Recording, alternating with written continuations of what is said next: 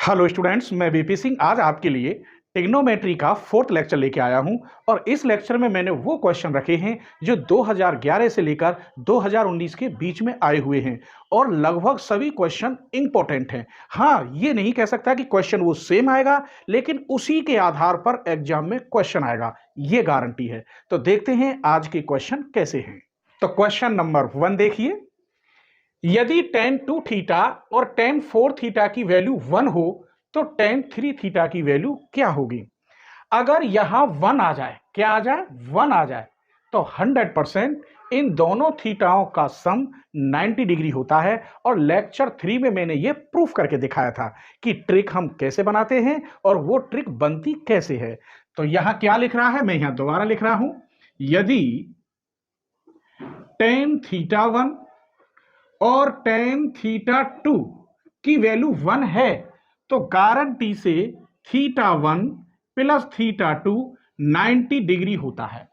अब यहां थीटा 1 की जगह पर कितना है, 2 theta plus 4 theta equal to 90 degree, 6 theta equal to 90 degree और थीटा इक्वल हो गया 15। पूछ कितने की वैल्यू रहा है, tan 3 थीटा की। तो tan 3 थीटा, tan यहां 15 रखेंगे तो 45 और tan 45 की वैल्यू क्या होती है, 1 होती है। तो इसका सी इज द राइट आंसर। तो क्वेश्चन कैसा था, इंपॉर्टेंट है, वेरी वेरी। यहां एंगल चेंज कर सकता है, यहां 1 ही होगा तो इसकी वैल्यू कुछ और आ सकती है, यहां tan 4 थीटा की वैल्यू पूछ सकता है। तो इस प्रकार का क्वेश्चन लगभग एग्जाम में आता रहता है। तो चलिए क्वेश्चन नंबर 2 देखते हैं। तो क्वेश्चन 2 में cot 10, cot 20, 60, 70 और cot 80 डिग्री की वैल्यू पूछ रहा है। फिर वही कहानी है जो सेम पहले क्वेश्चन की थी। इसमें भी cot में अगर दो एंगल, जैसे ये है cot थीटा 1, cot थीटा 2 की वैल्यू 1 कब होगी, जब इन दोनों का सम कितना हो, 90। तो मैं अब यहां देखता हूं कि दो एंगलों का सम अगर 90 है तो उसकी जगह पे मैं क्या लिख सकता हूं, 1 लिख सकता हूं। कैसे, चलिए यहां cot 10 है और इधर से ले लीजिए इनटू cot 80, फिर cot 20, यहां डिग्री होती है मैं नहीं लिखता, cot 70 और लास्ट में रखो cot 60। इन दोनों का सम 90 है, इसकी वैल्यू 1 हो गई।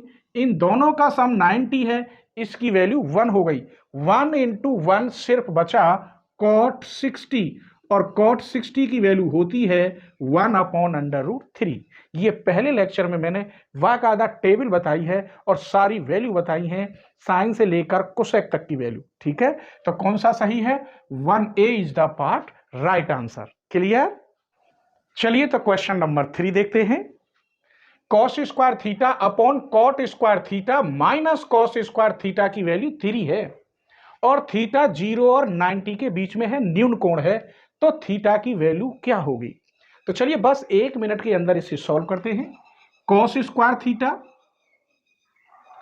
अपॉन इस cot को लिख सकते हैं cos square theta upon sine square theta minus cos square theta equal to 3। cos यहां से कॉमन ले लूं तो ऊपर वाले cos को मैं काट सकता हूं, तो cos square theta upon cos square theta common लीजिए, 1 upon sine square theta minus 1 equal to 3, ये कट गया। 1 upon 1 minus sine square theta upon sine square theta equal to 3। 1 upon इसे हम cos स्क्वायर थीटा कहते हैं upon sine square theta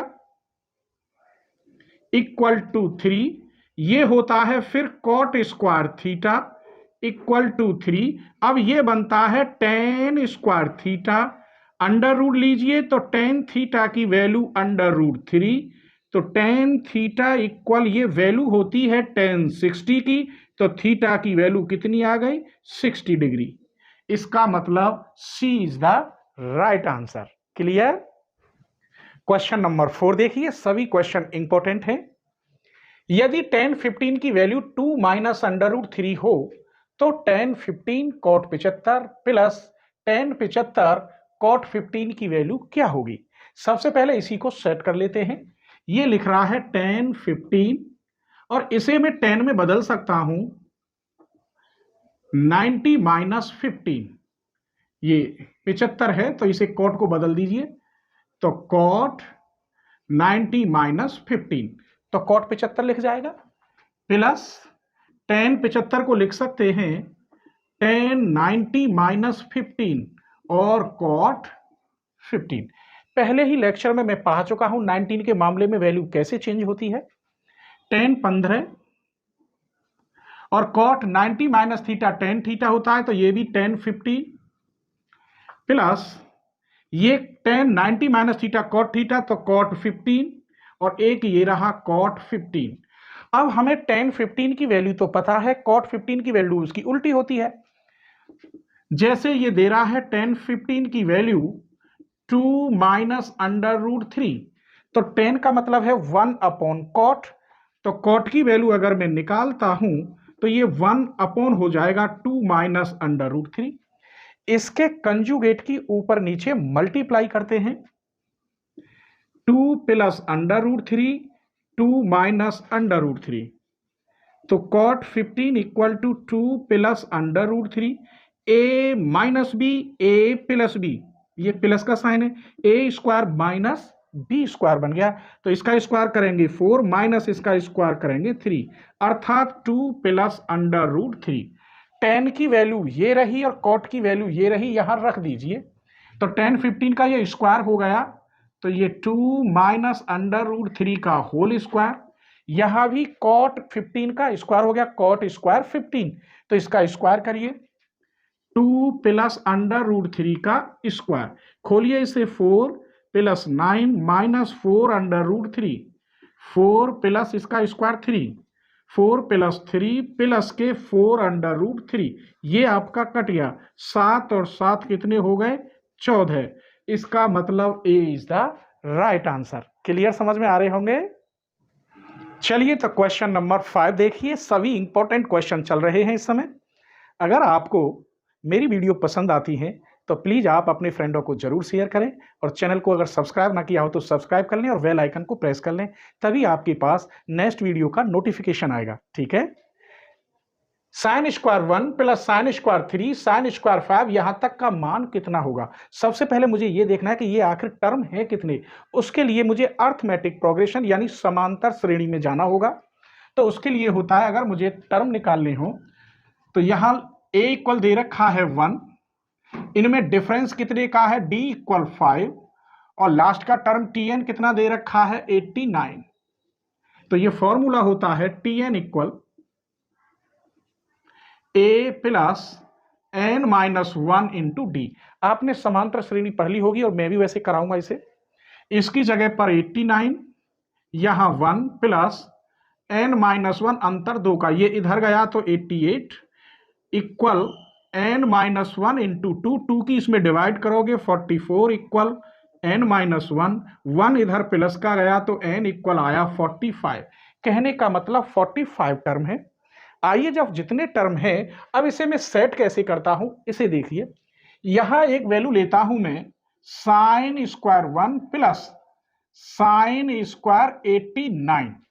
अब इसे मैं कैसे लिख सकता हूं, साइन स्क्वायर 1 प्लस ये बन गया साइन स्क्वायर 90 माइनस 1, तो sine square 1 plus cos square 1 अर्थात 1। यहां हम क्या देख रहे हैं, यदि दोनों एंगलों का मान 90 एंगल आता है तो उसकी वैल्यू 1 होती है, लेकिन यहां प्लस के साइन है। ऐसे ही अगर 1 की जगह पे मैं यहां तीसरा टर्म लेता साइन स्क्वायर 3, तो इससे पहला टर्म आता साइन स्क्वायर 87, इसकी वैल्यू भी 1 आ जाएगी। अब हमने यहां क्या देखा कि दो टर्म की वैल्यू 1 है और टर्म कितने हैं इसमें 45, तो 44 टर्म की वैल्यू 22 हो गई। भाई दो टर्म की वैल्यू 1 आ रही है, मैंने ये प्रूफ करके दिखा दिया, और टर्म कितने हैं 45, तो 44 के तो हो गए 22 और एक बचा, 44 के आधे हो गए ना, और एक का आधा कितना हुआ आधा, इतने टर्म हो गए। तो क्लियर हो गया।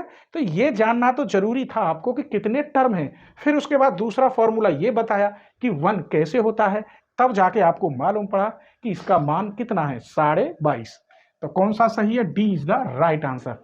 अब इसकी जगह पर क्वेश्चन दूसरा कैसे बन सकता है कि मैंने यहाँ 1, 3, 5, 7 ऐसे लिए हैं, आप इसी क्वेश्चन को 2, 4, 6, 8 से कर सकते हैं। क्लियर। क्वेश्चन नंबर 6 देखिए, यदि tan 2 theta plus 45 equal to cot 3 theta है और जहां पर 2 थीटा और 45 और 3 थीटा दोनों कैसे हैं, न्यून कोण हैं, तो थीटा का मान क्या होगा, ये पूछ रहा है। इंपॉर्टेंट क्वेश्चन है। चलिए, तो दे रखा है इसने tan 2 theta plus 45 equal to cot 3 theta. तो tan 2 थीटा प्लस 45 इसे 10 में बदल दीजिए, 90 माइनस 3 थीटा, 10 से 10 हट गया, प्लस 45, 90 माइनस 3 थीटा, इसे इधर ले आइए तो 5 थीटा, इसको इधर ले जाइए, 90 minus 45, 5 theta equal to 45, theta equal to 9। तो कितनी वैल्यू है थीटा की, 9। तो क्लियर, समझ में आ रहे हैं, अर्थात C is the right answer. Question 1 से 1.5 मिनट में निकल रहा है, लेकिन आप समझाएंगे नहीं किसी को, आप तो निकालेंगे स्पीड से। तो यही क्वेश्चन 30 से 45 सेकंड के अंदर आप सॉल्व कर देंगे। ठीक है, तो क्वेश्चन नंबर 7 देखते हैं। साइन 17 की वैल्यू ये दे रखी, तो यहां से पहले हमें अगर जरूरत पड़ी तो साइन कॉस टेन सब की वैल्यू हम कैसे निकाल सकते हैं, तो यहां मैं ये लिख देता हूं, यहां लंब बटे कर्ण है x अपॉन वाई, तो ये वैल्यू आ गई Y square minus X square. इनमें से जिसकी जरूरत पड़ेगी उठा लेंगे। अब क्वेश्चन देखिए, सेक 17 माइनस साइन 73, सेक 17 माइनस साइन 19 माइनस 17, ये लिख सकते हैं। सेक 17 माइनस कॉस, इसे लिख सकते हैं 1 upon cos 17 minus cos 17, 1 minus cos square 17 upon cos 17, sine square 17 upon cos 17। बस वैल्यू रख दीजिए, आंसर साइन स्क्वायर 17 की वैल्यू होगी X square upon Y square, cos की आधार बटे कर्ण, तो Y square minus X square upon Y, एक वाई से वाई कट गया, तो इसका जो आंसर आएगा X square upon Y under root के अंदर Y square minus X square. ये एक वाई से वाई कट जाएगा, एक वाई यहां आ जाएगा, तो X square upon Y bracket के अंदर अंडर रूट के अंदर Y square minus X square. D is the right answer. Clear. Question 8 और 9 देखिए, क्योंकि 8 क्वेश्चन में करा चुका हूं। आइए, जब 10 में दो थीटा 1 और थीटा 2 की वैल्यू 90 आ जाए तो वहां थी tan थीटा 1 और tan थीटा 2 की मल्टीप्लाई इक्वल टू 1 होती है। दोबारा लिख रहा हूं, if tan theta 1 tan theta 2 1, तब थीटा 1 प्लस थीटा 2 क्या होना चाहिए, 90 एंगल। तब मैंने देखा इसकी वैल्यू और इसकी प्लस करें तो 90 आ रहा है, अर्थात इसका मान 1 हो गया। इन दोनों को प्लस करें, इसको और इसको, तो 90 आ रहा है, इन दोनों का मान भी 1 हो गया। 1 इंटू 1 अर्थात 1, इसका मतलब A is the right answer. Clear हो गया ये। तो आइए, अब ये क्वेश्चन कह रहा है थीटा एक्स की वैल्यू 0 और पाई बाई 2 के बीच में हो तो सेक एक्स बराबर कोसेक वाई हो तो साइन एक्स प्लस वाई की वैल्यू क्या होगी। सबसे पहले ये हो जाएगा 1 अपॉन कॉस एक्स और ये 1 अपॉन साइन वाई।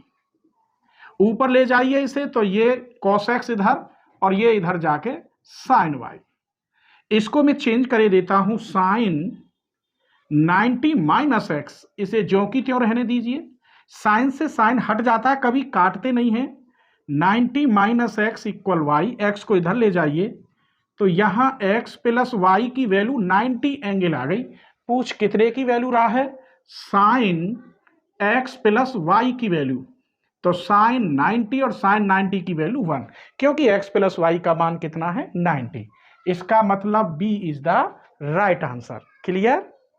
तो क्वेश्चन नंबर 10 और देखिए, tan x इक्वल कॉट y हो तो x प्लस वाई की वैल्यू क्या होगी जबकि x का मान 0 के बराबर या 0 से बड़ा, पाई बाई 2 से छोटा या पाई बाई 2 के इक्वल है।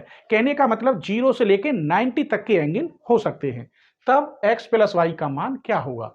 बस ये क्वेश्चन दे रखा है tan x cot y, तो tan x इसे लिख सकता हूं tan 90 माइनस वाई, तो cot y बन जाएगा, tan से tan हट गया, y को इधर ले आइए, इसका मतलब D is the right answer. तो उम्मीद करता हूं आज की वीडियो आपको जरूर पसंद आएगी और अपने फ्रेंडों को आप जरूर शेयर करेंगे। जैसे आप मुझसे जुड़े हुए हैं, मैं चाहता हूं कि आपके फ्रेंड भी मुझसे जुड़ें। ठीक है।